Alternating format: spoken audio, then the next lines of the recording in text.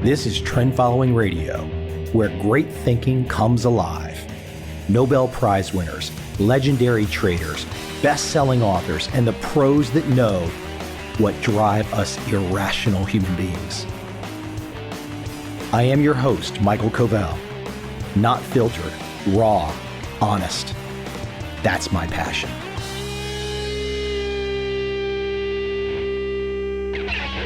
My guest today is Michael Meyer. We go into a subject area that maybe I knew something about as a kid, but sure have forgotten whatever those lessons were. His book, Benjamin Franklin's Last Bet, The Favorite Founder's Divisive Death, Enduring Afterlife, and Blueprint for American Prosperity. Franklin was a really interesting guy. Some of you might know that, some of you might not know that. He left something, sort of like an endowment for people that do certain trades. A fascinating story of somebody who knew they were going to die, like all of us, but wanted to leave something for the generations that would come after him. He actually succeeded. A very cool story, lots of lessons, lots of insights and inspirations that you probably don't know about.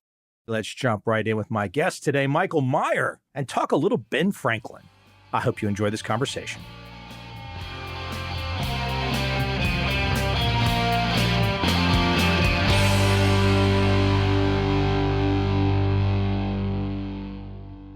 You're in Taipei, yeah? I am. I'm in Taipei. Are you living there? I'm here for 8 months. I'm on a Fulbright scholarship. I'm researching a biography of the island is the idea, and I'm teaching a writing class while I'm here.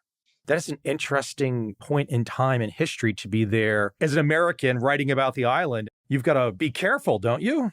I don't know if I have to be careful so much. It's another conversation about who publishes books in the States and what their business interests are on the mainland versus writing a book about Taiwan, because it's incredibly sensitive. And a lot of American companies bow to Chinese demands about taking the word Taiwan off their website, from airline companies to hotel companies.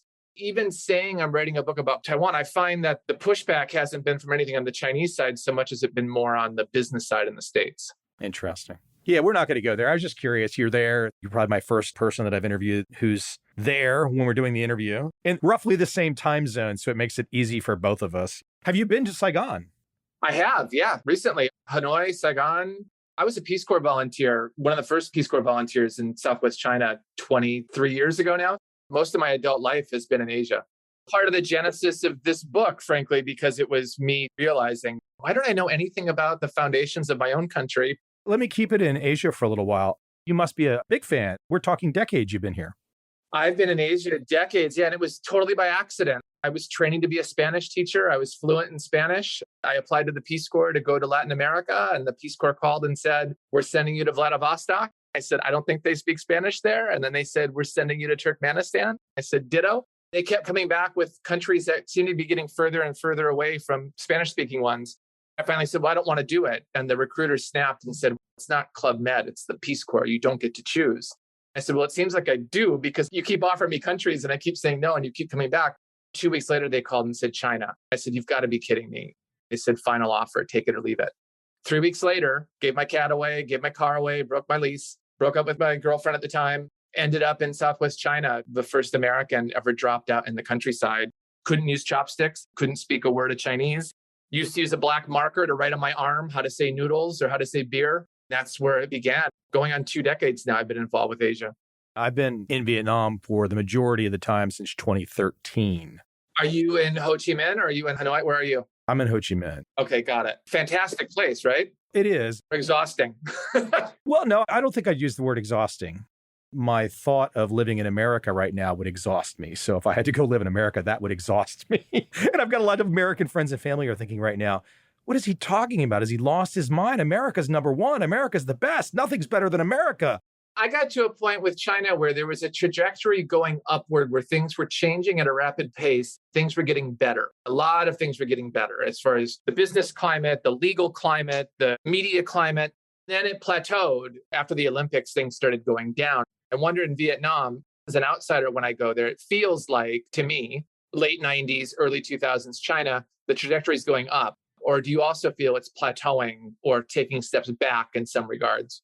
I don't know if they're good comparables at all. I really don't. I've been to mainland China many times, which I enjoy. The people are great, wonderful experiences. Vietnam is its own place. Vietnam's more of a melting pot where, of course, it has the Chinese influence. It has some residual French influence. It clearly has modern American influence. It clearly has modern Singaporean, modern Japanese influence. Vietnam's a real melting pot, in my humble opinion. It's an interesting place. We can't wait to get back. This is the problem with COVID. We can't leave our island now that we're here. Yeah, right. It's kind of like the 2-year window. We're going to have to relearn travel again. We're all learning our localities pretty well, too, though, at the same time. I'm sure you know more about the Saigon area than you ever cared to know. I'm a master walker. And you know Asian cities, they can be pretty complicated. There's some rough and ready parts, always safe. I can be dropped in almost any area of Saigon and find my way out without GPS. I love that feeling. You spend all this time in China. There's a moment you head out, so to speak. You're back in the States. There's a pivot. You go down this path where you end up finding out about Ben Franklin's will. Before we even get into that, start from the top, big picture. Ben Franklin, diplomat, politician, inventor, a founding father in America, an all-around interesting guy, lived to the ripe old age of 84, dying in 1790, getting to 84. That was rare, really rare. Give a little bit of the Ben Franklin greatest hits, bring us all up to speed, because I think it's important to lay the foundation. Prior to finding this topic, if I thought of Franklin at all, it was the wizened man on the $100 bill. It was American Yoda with his gnomic quips that people would pull out at various times. Maybe it was the kite, if I really thought hard about that. Although, honestly, at the time, I was thinking, I don't know what that kite experiment really proved, where it was, how he did it, when it was, how old he was, etc. This is the foggy notion I had of him in the background. Let me let you go a little bit deeper on him himself, because let's start with his money. Before we even get to where you've gone in your work, Ben Franklin was a pretty wealthy guy, and he died wealthy. He did, and he started literally with nothing. He was an indentured servant to his brother James in Boston. Let me let you define that for the audience. He had signed articles of indenture, which bound him to employment. It's essentially the apprentice system often used in colonial America, where you signed a legal agreement saying, I will work for you without pay for 9 years. And Franklin only made it 4 to 5 years into those indentures before he ran away. I'll get to that in a second. His father was a skilled fabric dyer who came over from England in the early 1700s, was a Congregationalist, and came to America to have religious freedom because he didn't want to join the Church of England. Skilled fabric dyer, arrives in Boston. Boston at that time was a town of 10,000 people. He arrives to find a place where people are grazing their cows on the common and realizes, I'm not going to make a living here selling fine silk or fine dyed cloth. He ends up opening a soap and candle shop. He's a candler. Becomes a public utility. There's one estimate that says that Josiah Franklin, Benjamin's father, supplied 1/3 of the candles to Boston. Benjamin is one of 17 kids. His mother was a daughter of an indentured servant from Nantucket Island, Josiah's second wife. So they have 17 kids altogether. Benjamin realizes he's the last born son of the last born son going back 5 generations. He says in his memoir, if anyone stood less a chance to inherit an estate, it was me. He only had 2 years of formal schooling. Schooling was free. He went to the Boston Latin School, but his dad could not afford the books. At age 10, Benjamin learns how to make soap and candles. And in his memoir, he talks about, I dislike the trade, he says. In the book, I talk about what horrible work it was, rendering the internal organs of cows down into suet in order to make candles or soap at that time. It was really hard work. Franklin, though, even as a 10-year-old, is pushing these wheelbarrows of cow carcasses and fat around the Long Wharf in Boston. His father, 1/3 of all the candles for a time when there was no electricity. Does that mean his father was rich at one point in time? No, that's a great question. This work didn't pay very well. Franklin was born on Milk Street in a 4-room house. Picture the 17 kids. I think at the time there were 15 surviving kids or kids still at home in this 4-room house on Milk Street, which has since been torn down, but then moved over to Union Street. You can still see the site where Franklin's shop was. He had a blue ball hanging out over his door. At that point in American history and in colonial history especially, work did not guarantee you were going to be lifted out of poverty. There was no social safety net either. This is going to come into play later when we talk about Franklin's bequest in his will. You are working 12, 14-hour days, essentially a subsistence existence. You asked, was his father wealthy? Couldn't afford the books to pay for Franklin to go to school. Did people at the time, his family included, perceive him as a very bright individual beyond the formal education? He was precocious. He said that whenever he did get his hands on any money or the family got their hands on money, he would pour it into books. One of the ways he taught himself how to write is he would get these bound volumes of The Spectator, which was a British magazine equivalent to The Atlantic or The New Yorker today. He would read an essay, an article, he would close the bound volume, and he would try to recreate what he had read. He'd write it out by hand. He often found that when he was doing that, he was improving upon the original because he was inserting his own wit or his own turns of phrase. When he goes to apprentice for his brother James, who starts one of the first colonial newspapers, the New England Courant in Boston, Franklin, by the time he's 16, is writing his own essays under a pen name, Silence Dogood, which was taking a shot at Cotton Mather, the Puritan preacher who was dominant in Boston at that time, because the pen name Silence Dogood comes from two of Mather's sermons. Franklin writes an essay under the name of Silence Dogood, slips it under the front door of James's newspaper, doesn't tell his brother he was the author. James reads it and says, "This is great," and he publishes it. Then he kept publishing Silence Dogood essays before his younger brother finally let him in on the joke. That's actually me who wrote those. You ask, was he smart? Was he clever? Did other people see him that way? Absolutely, even though he didn't go to Harvard. What does that example say? You're around young people and teach and whatnot. What does that say about young people today? How sheltered young people are and how lack of risk-taking there is. To hear that Franklin story is so inspirational. I always tell my students, don't ever wait for permission to write. Your audience and the editors especially are going to catch up to you. You need to show them what they need to be thinking about a year from now, 2 years from now.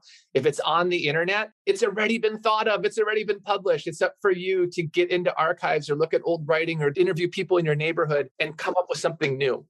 We get into Franklin's 20s. He does have a moment. He publishes, is it one particular book where his real money starts to come from? He gets on a boat, runs away from James, thinks he's going to land in New York, ends up in Philadelphia, the port city at the time, wanders up Market Street with 3 rolls of bread in his pockets. A woman sees him from the doorway who turns out to be his future wife, and he lodges above her shop. After successes and failures trying to establish himself as a printer, he strikes upon the idea of creating an almanac, and he does so under the pen name Poor Richard. Almanacs, just as today, were publications zine-sized, not broadsheet newspaper, but smaller pages. They would have the lunar tables, when the sun rises, when the sun sets, and the change of seasons and so forth.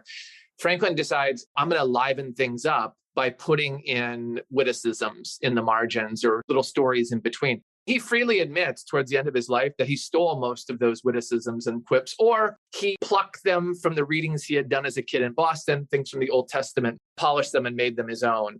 People start buying the almanac. At its height at that time, Philadelphia grew to about 28,000 people by the end of the 18th century. He's selling upwards of 10,000 copies of the almanac up and down the Atlantic coast. He becomes the first sort of American celebrity. He'll become the first transatlantic celebrity as well. What age is this roughly? This is in his 20s and 30s. He retires from printing when he's 42 and begins his life of science and diplomacy. From age 24, when he marries Deborah, they have a common law marriage, up until the age of 42, he's making money through publishing. He's franchising his print shops all the way up to Maine, down to the West Indies. He becomes one of the first franchisers where people are paying him a little bit of money to republish his printing. He's making money printing advertisements in the newspaper for slaves. He's putting notices in the newspaper seeking runaway slaves. At the same time, he's publishing abolitionist books and abolitionist pamphlets, including some of the colony's first tracts against slavery. One of the things I find fascinating about Franklin, if you look back at that early part of his career, is one hand doesn't always seem to know what the other hand is doing. He runs away from his indentures. He doesn't want to be bound. At the same time, he owns slaves who he calls servants who are working in his print shop. On the one hand, he's making money off of slave advertisements. On the other hand, he's printing abolitionist literature. On the one hand, he wants to be what we'd call a serious journalist, printing news of the government and the goings-on in the colonies. On the other, he's printing his almanac with these jokes and these frivolities in it. On the one hand, he's presenting himself publicly as really frugal and miserly. On the other hand, he and Deborah are building this really beautiful house and investing in property at a rapid clip, buying up lots and places around Market Street. Did he ever rationalize that slavery contradiction in his life? Did he ever rationalize it publicly? He never rationalized it, and he realized it was wrong.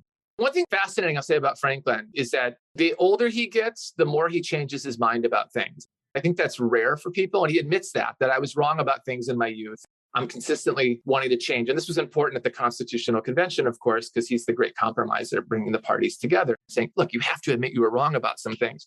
Franklin was friends with leading abolitionists in Philadelphia, like Anthony Benezet. He's friends with leading abolitionists in Great Britain, like Granville Sharp. When he's living in London, he's writing letters to editors saying, don't buy West Indies sugar to put in your tea. It's cut by slaves. While he owned slaves? Yes, a man owns with him in London during that period. He's duplicitous on this issue. It comes to the height, obviously, during the Revolutionary War, where he realizes, how can we be fighting a war for liberty when we're not unchaining the people that we hold or that live in our colonies that want to become a country? Franklin makes a huge sea change when he comes back to the United States before the Constitutional Convention. He becomes appointed the president of the Pennsylvania Society for the Abolition of Slavery. And before he dies, it was actually Franklin's last public act. He submits the first petition to Congress calling for the abolition of the slave trade in the United States.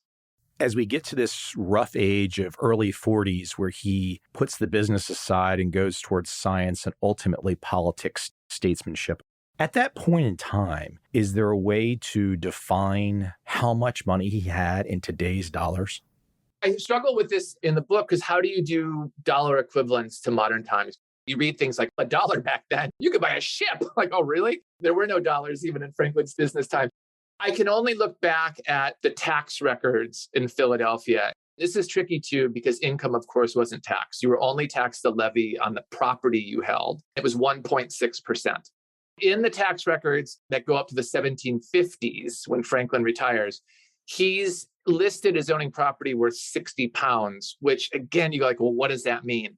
At that tier in Philadelphia at that time, other people that were earning that income were very successful coopers, tailors, innkeepers, and so forth.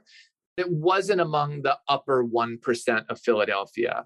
The financiers of our revolution, such as Robert Morris, were in the hundreds and 200s and 300s.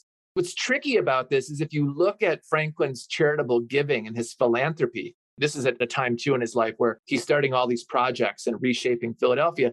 He's giving incredible amounts of money to start the library, the American Philosophical Society, the Pennsylvania Hospital, the Pennsylvania Academy.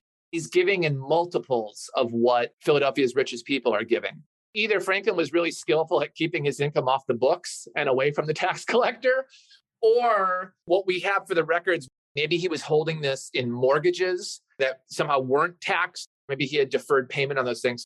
To answer your question in short, he was wealthy. He was within the upper 10% when he retired because he says in his memoir, I had made enough from my printing to be able to quit and devote myself to my scientific pursuits. There's two areas I want to go before we get into this last bet. First, his politics.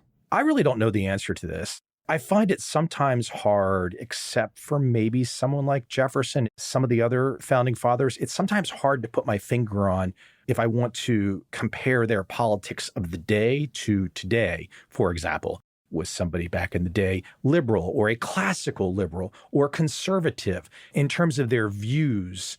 Where would Franklin fit in the modern America in terms of his political views? I'd say he's a populist. And I don't know where we'd put that on our current political spectrum.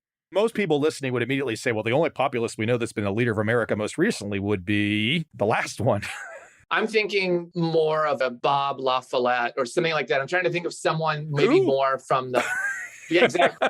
Upton Sinclair, maybe Teddy Roosevelt in the Bull Moose era. Okay. Going back a ways. Kind of like an outsider, like a Ross Perot or something, maybe? Yeah, I would go more that. But here's the difference. Franklin, on the one hand, was incredibly loyal to the crown right up until the Revolutionary War begins. After the Boston Massacre, even in 1770, up to Lexington and Concord in 1774 on the Boston Tea Party, that's when he starts making the change. He's a loyal subject of the crown. At the same time, his battles politically, when he enters politics in his 40s and 50s, are really with the Penn family, because Pennsylvania was not a crown colony. It was not governed by Whitehall in London. It was owned by the Penns. It was a land grant to them. When Franklin worked as a representative in what was then the Pennsylvania Assembly, he was constantly badgering the Penn family to pay their taxes, to contribute to the common good. This is where he has his famous quotes like, "Those who would give up a little liberty for temporary security deserve neither liberty nor security. We have wars we're fighting on our western borders with the French. We need your help." He was always agitating from the outside that everybody has to pay their fair share of taxes. He's very much pro-tax, I have to say. And I know the tax rates were lower back then. There's a lot of times, even in the American Revolution, where he's writing letters back saying, everybody, if you want to have our country, you have to pay your fair share. You have to buy into it. When he starts out in his 40s and 50s, you're right. On the one hand, he's an entrepreneur and a business person. On the other hand, he makes a lot of his money through government contracts. He's printing the laws of the colony of Pennsylvania. He's printing the currency. He's printing mortgage documents. Hold on, was Ben the original deep state? I grew up in the Washington, D.C. area, so I know what the deep state is deep in my blood and how much money they make. 6 of the 10 wealthiest counties surround Washington, D.C. To your point, he's definitely part of that system because he's benefiting from government appointments. He's Deputy Postmaster General of the colonies. That's a lucrative post. He can mail his Pennsylvania Gazette freely through the mails, which is one of the reasons it was so successful. At the same time, though, I have to flip to the other side of the argument, which is that Franklin believed in direct democracy. Unicameral legislature was the best form of government. He didn't like the idea of having what he called an upper house and a lower house. He said that immediately denigrates the lower house, that they don't have a fair share, and that big states shouldn't have, or at that point, colonies shouldn't have an outsized voice over smaller ones. We'll get to the Revolutionary War, but you're right. In the 1740s, 1750s, 1760s, like many things in Franklin's life, he played both sides. One hand maybe didn't know what the other hand was doing. The diplomat. Absolutely. Here's this commoner later on in his life who feels no compunction rubbing shoulders with Louis XVI and Marie Antoinette. You're right. That's a good point. In terms of politicians, he did not want politicians to be paid for their service. That's correct, right? He put his money where his mouth is. He refused to accept a salary when he served in the assembly or when he was appointed governor of Pennsylvania. The reason for this, he writes about this at length. At the Constitutional Convention, he actually stood up and argued this point that if we have offices be places of profit, as he called it, we're only going to attract the avaricious and greedy to hold those posts, and they're only going to be wanting to advance their own interests. So he said, you should serve without pay. Isn't that where we are today? Isn't that what happened? Wasn't he right effectively? For example, there's all kinds of different types that come into politics. I'm going to use an example, and I'm sure somebody could find an example on the right as well. I can think of the Clintons, for example. They did not have a lot of money, and they are loaded to the gills now, and that's 100% due to politics. This is an interesting question. You're right. We could go both sides on this. I think Franklin's idea was that we should be motivated by some purity of purpose to want to devote ourselves to public service. Now, whether the Clintons or anyone on the other side of the aisle, who knows what was in their hearts back when they started in the 70s and 80s. However, the delegates of the Constitutional Convention laughed behind their hands at Franklin when he had said this. Not that they had any better ideas. James Madison had thought that congressional salaries should be pegged to the average price of wheat. Whatever our country is producing, we'll pay them a fraction of that. Franklin felt really strongly that they shouldn't be paid to hold office. Again, this is a bit rich coming from him because he benefited so much from government contracts before that. Does that mean, was he effectively saying that they must have outside success first? That's how I read it. And we'll get to his will in a second. I think what he really meant was, in his heart of hearts, in his mind, what he believed is, because he starts believing his own myth toward the end of his life that he's self-made, which he certainly wasn't. We can talk about that in a second too. What he wants is to ensure that tradespeople have a voice in our democracy. He thought tradesmen were essential to the republic. They worked at the ground level. They saw the effects of taxation. They saw the effects of policy. They interacted with people of different classes, creeds, and races during every day. He really wanted them to have a voice and participate in our democracy. Franklin is in his 80s. He's 81, 82, and this is happening. He's the oldest person at the Constitutional Convention by far. He's old enough to be everyone else's father. He's looking around at a bunch of lawyers, gentry, aristocrats, the Adams and the Washingtons that hold large plots of land and farms. He's thinking, I don't want these schmucks running our country after I die. I want to have an open avenue to tradespeople as well. I think his desire was correct, but unfortunately, it didn't work out that way because we've got arguably exactly what he didn't want. We've got now. We do. Less than 2% of Congress have ever held working class jobs. They're all loaded. If they stay there long enough, they get really loaded. The last percentage I looked up was over half of Americans identify as working class, and over half of Congress are millionaires. You said he was not self-made. What about the almanac? I'm missing a point there. Fill me in. He wasn't self-made in that Deborah, his common law wife, really helped him get his footing. They inherited their property and their shop and a lot of their start because of her parents, because they owned a dry goods store on Market Street, which became Franklin's print shop in Franklin Court. He had the time to be an entrepreneur and did not have to necessarily pay the bills, so to speak. She worked at his side, definitely. I think she's always written off into the margins of his story. Most of Franklin's biographers are men. They have this blockbuster production of his life. They sort of grant her a walk-on role. In my book, I make a point in the beginning to let Deborah speak and show what an excellent business person she was. She's calculating transactions in 17 different kinds of currency, buying barrels of mackerel to selling chocolate to selling coffee. She's minding the shop while Franklin is away. He trusted her so much in business that he gave her power of attorney at a time when the printed forms didn't have the word wife on them. He had to cross out the word friend. Usually you would grant your friend to have power of attorney. In 1736, he crosses out the word friend and writes in wife. Again, he owned slaves, which he called servants. He benefited from unpaid labor. And he's got business people around him in Philadelphia who approach him and say, look, your original partner in your print shop is a drunk and he's hanging out in gambling houses during the day. We'll help you buy him out. We're going to give you the money to buy him out and stake your business to start off. When he dies, Franklin in his will makes this wager on the working class where he says, I want to pay back all the help that I had been given to start my own business. Before his death, I made the point at the beginning of this podcast, he got to the ripe old age of 84. That had to have been an exceptionally long life for a male at that point in time. I'm guessing the average male at that point in time was probably living 40s, 50s, 60s, maybe. You're right. It was 40s, but this is tricky again, too, because mortality rates included infants. 40 to 50% of children die before the age of 1.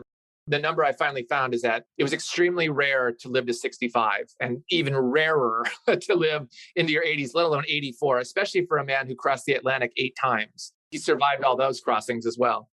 His mind at the point of death, was he still a very sharp guy or did he have any dementia period? Extremely sharp, to the point where he's settling scores left and right in the last year of his life. He's wasting away in his bed at Franklin Court. He's taking laudanum, which is the tincture of opium, because he's got pleurisy, which is a horrible scarring of his lungs, which almost killed him twice earlier in his life. He has bad kidney stones, but he's settling scores left and right. One of the things he does is he writes a letter to the people who are controlling the Pennsylvania Academy, which has become the University of Pennsylvania today, saying, I was a co-founder of this school. I started this to educate working class people, to give them a start in life. I wanted them studying accounting, public speaking, English writing. Instead, now you're teaching Latin and Greek, and it's become a school for blue bloods. I'm not leaving you any money in my estate. Franklin's probably one of the only rich people that have died in American history, especially those who have founded a college that left it nothing, left it no money.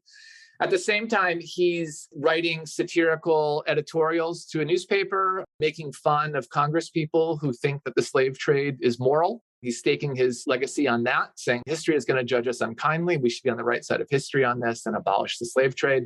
He's still settling disputes with the British. Thomas Jefferson comes to visit him and says, there's British people that are coming over the St. Croix River into present-day Maine. You signed the Treaty of Paris. You tell me where the border was set. Franklin's able to whip out a map and say, oh, here's the border, and draws it where it's still set today. His body's failing him. He's skeletal, yet his mind is sharp as a tack. You knew some of these things before you started working on your book, but you learned a lot more. Then your real focus becomes the pivot to where we are now, which is his death. After his death, something unusual happens, and the unusual is his will.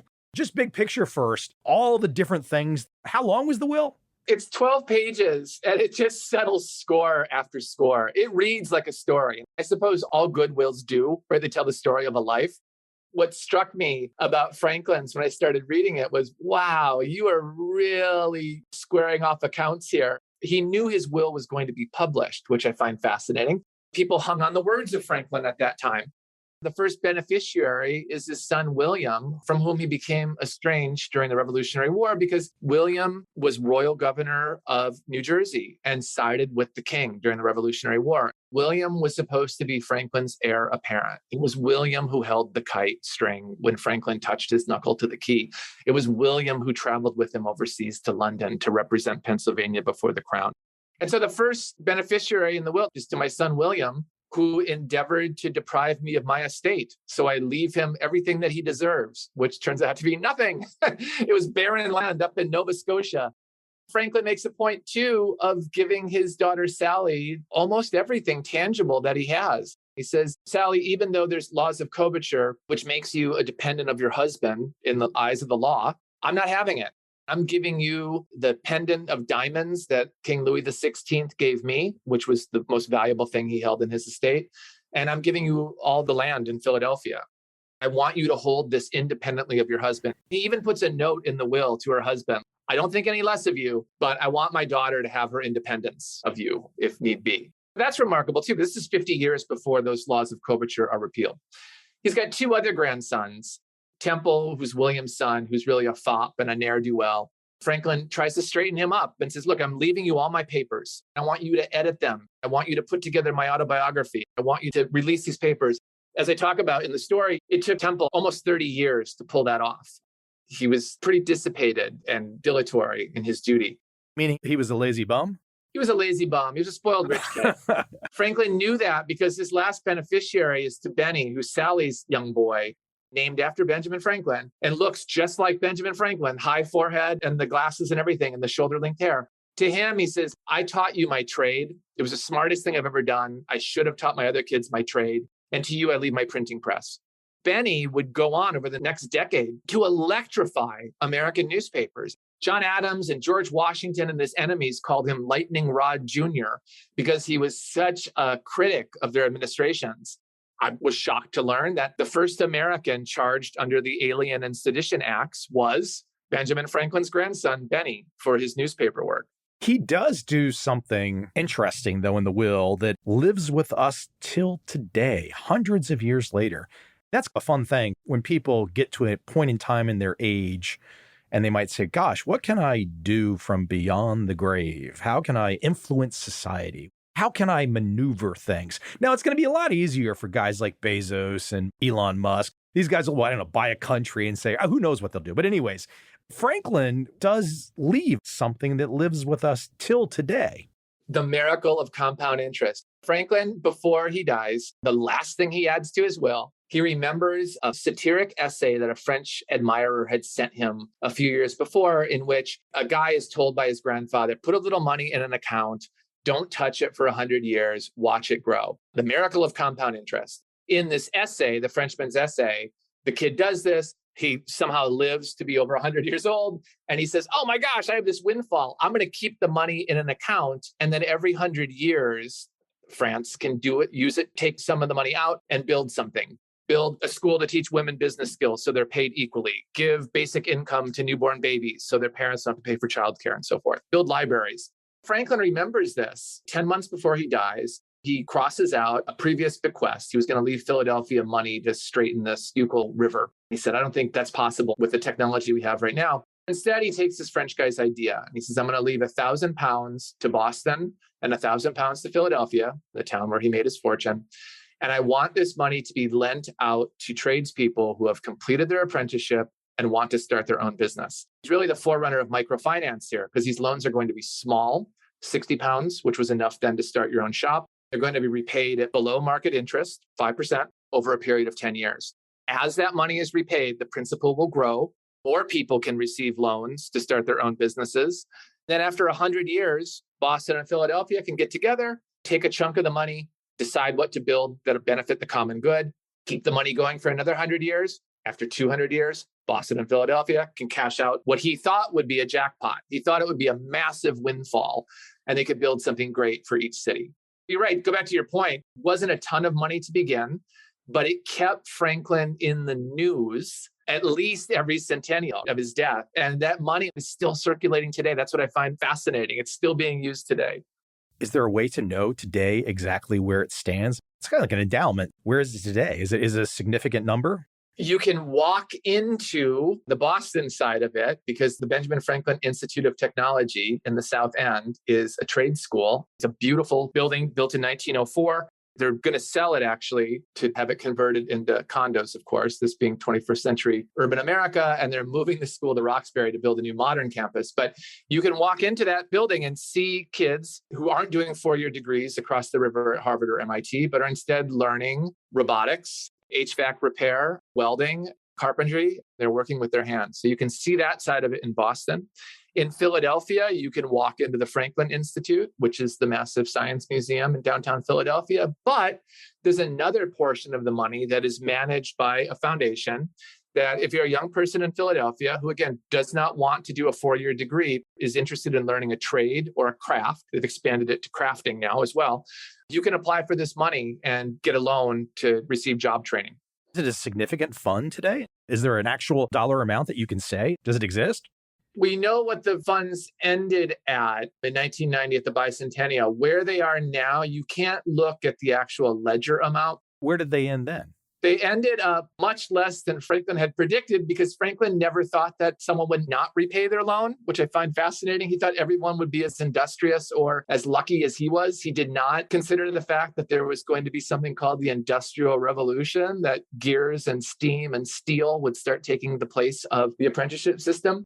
He had no notion of course, the War of 1812 or the Civil War. He had no idea that the stock market would come to dominate finance because the New York Stock Exchange didn't open until 2 years after he died. Franklin didn't see all these different things that were going to have an impact or have an influence on his idea. He thought they were going to end up at 17 million each. And Boston and Philadelphia, what I think is interesting about this story is that both cities managed his money completely differently. One city said, let's try to make it grow as much as we can. And the other city said, no, let's adhere to his idea and give it to as many tradespeople as we can. The definitions of what a tradesperson were changed over time too. And one city said, well, medical students are tradespeople, aren't they? They're learning a trade and they're going to have their own shops, as it were, having their own clinics. Long story short, one city came out with much more money than the other city, but one city did a better job of adhering to Franklin's idea. Though it didn't approach the windfall that he thought, they both finished well into the millions, definitely. As opposed to six figures, one city made it to seven figures. So Franklin wasn't wrong, but it was a bumpy ride to get there. A side tangent to this, we have one founding father, Benjamin Franklin, that does damn well over the course of a lifetime. Then he goes ahead and he has essentially endowments for two cities. That does something pretty impressive. Some of the other founding fathers, though, they kind of died broke, some of them, didn't they? Horribly broke. Washington married into his money because his wife was the one who held those vast estates, and he didn't have any children of his own. They were her children when they married into it. He was very wealthy. His salary as president was $25,000 a year, which I think at the time was almost 2% of our gross domestic product. He did quite well for himself. He left money that endowed a school for orphans, but also George Washington University. Franklin felt very strongly about never naming your philanthropic works after yourself. Washington didn't feel that way, so he names his university after himself. Aside from Washington and Adams, who also inherited his money from his wife, it's funny, even though Adams wasn't a big fan of Franklin, he sort of repeats Franklin's idea in his own will because one of Adams' son had died of what today we would call alcoholism. His other son was also likely an alcoholic. For his second son, not John Quincy, who became president, the other son, John Adams left a fund that was very much like Franklin's scheme, which was to benefit his alcoholic son's children, saying, we're going to put this money in a fund. It's going to collect interest. You can have payments of it over time. So those two did quite well for themselves. Hamilton, before his duel, wrote a very hasty will, which is mostly a long list of the debt COs. It's a list of his creditors that his wife is going to spend over a decade petitioning Congress to get some sort of pension paid for his service in the Continental Army so she can pay back those creditors. So he's broke. Jefferson is completely broke when he dies. Were they going broke because of all the chaos of trying to lead a new country and all kinds of conflict? Or were they going broke because of silly individual choices? I think they were bad money managers. Jefferson kept enlarging Monticello. Jefferson, of course, held dozens of slaves at Monticello, and he's still running it into the ground with his architectural designs and everything else. And he's endowing the University of Virginia. It is true that the War of 1812 had a big dent on the founders that survived that long. The Library of Congress is torched to the ground. Jefferson had given a lot of his books to the University of Virginia, but then to raise money, he sells off almost the remainder of his library to the Library of Congress, which starts its second collection because he has to pay back his creditors for the land. James Madison is the first president. I should say that the first White House memoir we have is written by Paul Jennings, who was Madison's enslaved man that was with him in the White House. After Madison dies, he's scribbling away, trying to publish his notes from the Constitutional Convention, which were never published in the 1790s, 1800s, 1810s. He pretty much exhausts himself trying to rewrite history. He's crossing out things in his notes, saying, I want to frame this better so I look better. After he dies, Paul Jennings, who was the former enslaved person that worked with them in the White House, sees Madison's wife, and he's actually bringing her food after Madison dies. And he says, I find it hard in my heart to hate her. And he's doing charitable work for James Madison's widow after that. It's unique with Franklin because he wasn't a farmer and didn't have a plantation, wasn't a lawyer, to be an urban founder that made his business with his hands. That's unique, definitely. I want to add one thing, though, to what you said about George Washington, first president, founding father. If you tried to position a man today in modern society as just being a guy who got money from his wife, you would be exactly like the Queen's husband. Inconsequential. Nobody would care, and nobody would ever think highly of you at all.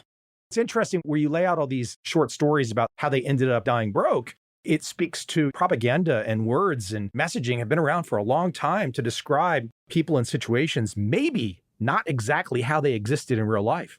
This is the tricky thing, again, when you go back into history, because we've all inherited these myths, these founding myths. One of the reasons Franklin created his will the way he did, in the subtitle of the book, I say it's his divisive death. There's no state funeral for Franklin. The first state funeral in American history was for George Washington 9 years later in 1799.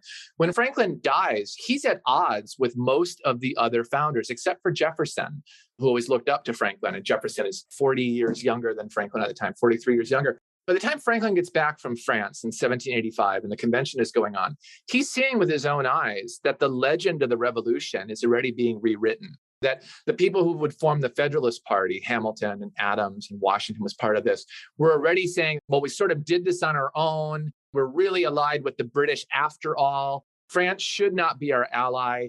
And Franklin, you're under suspicion because even though you introduced Lafayette to us, and even though you got Louis XVI to give money and men and material, and otherwise, of course, we couldn't have won the revolution, we don't want to talk about that anymore. We're really Englishmen at heart who are now Americans. They refused to pay Franklin's Parisian wine merchants' bills or his grocery bills. Those were left outstanding.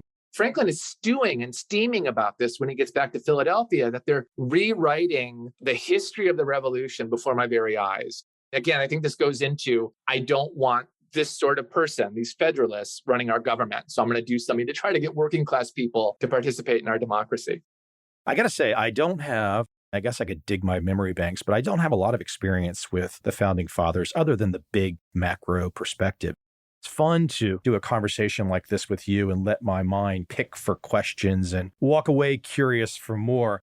The book, Benjamin Franklin's Last Bet, The Favorite Founder's Divisive Death, Enduring Afterlife, and Blueprint for American Prosperity. Where can we send people? You can find the book anywhere books are available. Libraries are okay too, of course. Franklin would have loved that.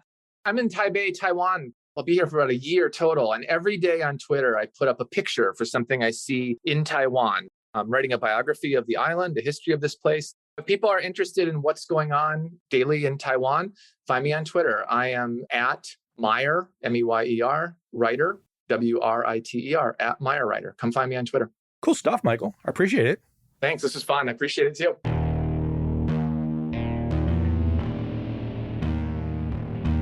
I see a time when those awake will understand how to make money in up, down, and surprise markets. Whether new trader or experienced, college student or financial advisor, protecting against a crash, or just trying to make a lot of money. Trend following offers everyone an answer in uncertain times. To get started immediately, send me an email, michael@covel.com. I will send you the right trend following steps to take along with my free video. But if you want to buy and hold, trust the government and trust Wall Street, this is absolutely not for you.